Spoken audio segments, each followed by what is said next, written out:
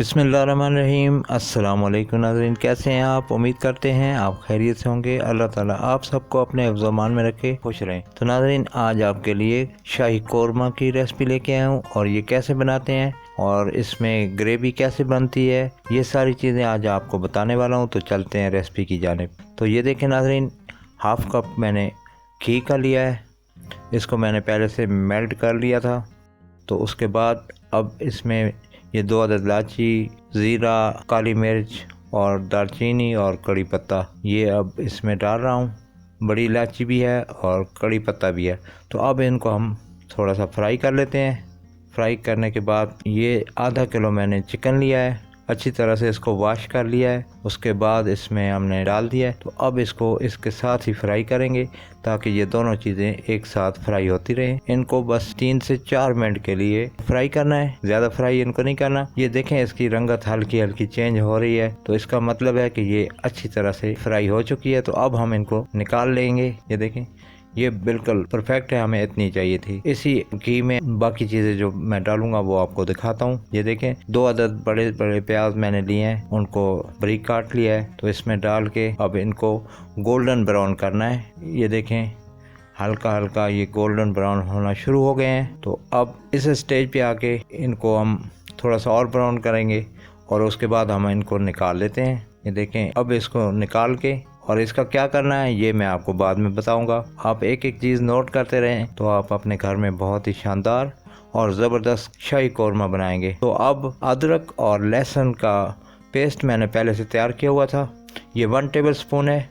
तो अब इसको इसी तरह फ्राई कर लेते हैं ताकि इसकी स्मेल ना आए। ये अच्छी तरह से इसको कर लिया। तो जो फ्राई किया हुआ चिकन था अब इसमें डाल दिया है ताकि चिकन की स्मेल भी ना आए और अदरक भी साथ साथ फ्राई होता रहे। तो ये टमाटर की प्यूरी है, इसका लिंक आपको डिस्क्रिप्शन में मिल जाएगा।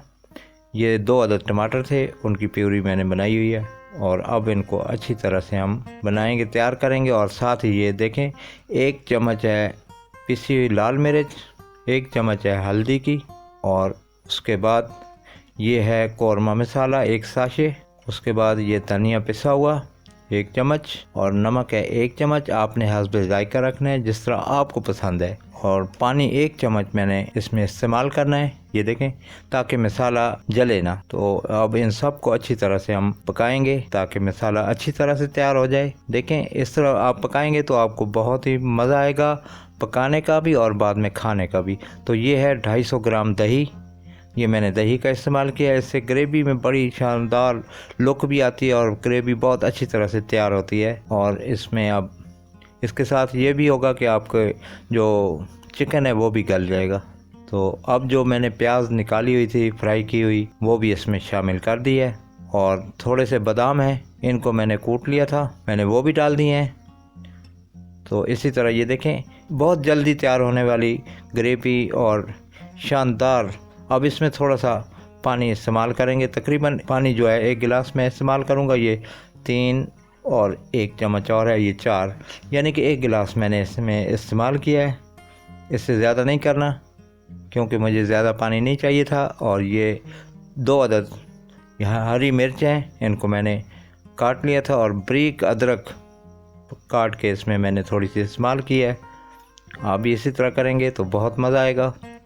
और माशाल्लाह ये देखें थोड़ा सा धनिया का इस्तेमाल किया है, अगर आपको धनिया पसंद है तो ठीक है डालें, बहुत ज़बरदस्त इसका जायका आता है।